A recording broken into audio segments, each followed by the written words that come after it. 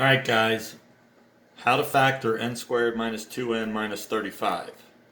Well, like the other videos, the first step is asking yourself what times what is going to give you n squared minus 2n minus 35. And so far up until this point, I've told you, look at the third term. Well, the third term is negative 35. This is the first example that I've showed you where the third term is negative. So what you've got to remember is that 5 times 7 is not negative 35. Your factors are actually negative 5 times 7. But you also got to twist it around and say, well, it could have been negative 7 times 5. Or it could have been negative 1 times 35. Or negative 35 times 1. So these are your first set of 4 factors.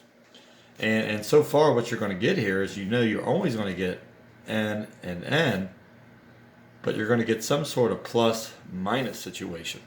Now, with that said, which pair of factors are going to give you the second term? Negative 5 plus 7 is 2, or close. Negative 7 plus 5 is negative 2. That is your winner. So your 5 was positive, it's going to go right there. And minus 7, and that's it. Now I'm going to do a real quick one right here. Suppose you had x squared minus x minus 12. Well, I asked myself, what are the factors of negative 12? And even though I got negative x, I have to understand that's like x squared minus 1x minus 12.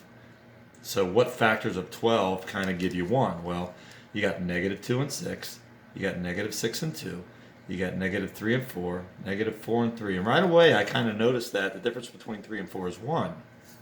So, like negative 2 and 6, well, that's 4. I needed a negative 1. That's not good.